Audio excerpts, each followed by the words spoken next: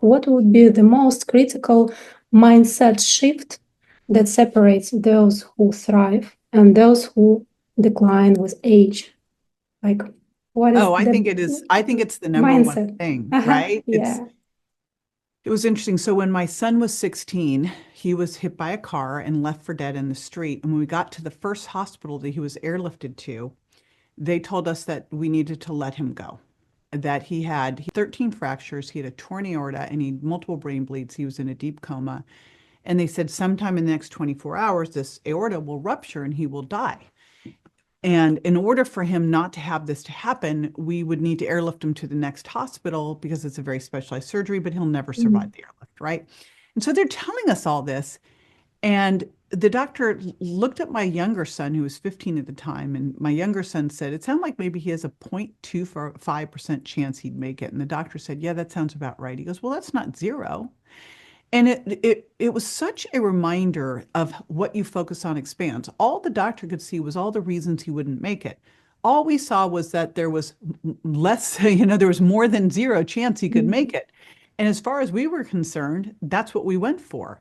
And I remember standing in the hospital the next day going, Grant, you're going to be 110%. His dad said, let's prove every doctor wrong, which he did. I mean, proved everybody wrong. He'll never walk, he'll never talk, he'll never brought him back from all of it.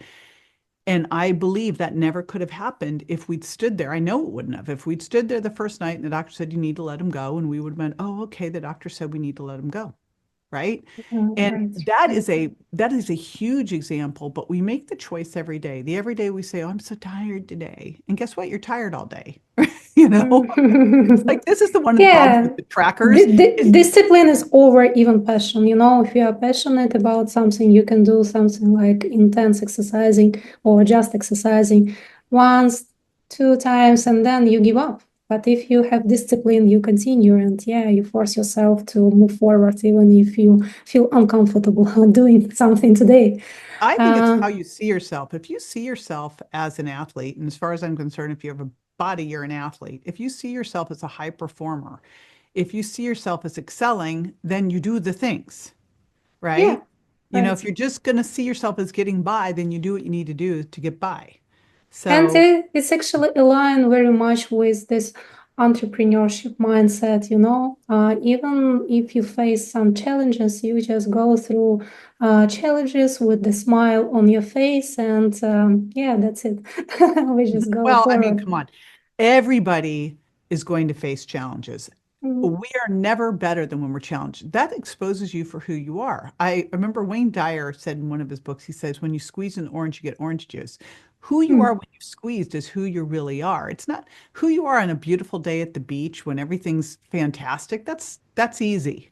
Who you are when things get really rough, that's when it matters. And how we show up, how resilient we are, is what makes all the difference. And that's why we do these things. You lift heavy weights, you get used to doing things that are hard. You go do a Mm. cold plunge, you get used to doing things that are uncomfortable. This is the things that we're doing. We're building up our resilience in a time when we have created a society of softies, of life is Yeah, yeah, easy. yeah, Food's yeah. delivered to you. Your air temperature is always 70. Everything, you've got Mm. a Roomba doing your vacuuming. Like you've made life so easy for yourself. And that's why we have to push ourselves and do more hard stuff.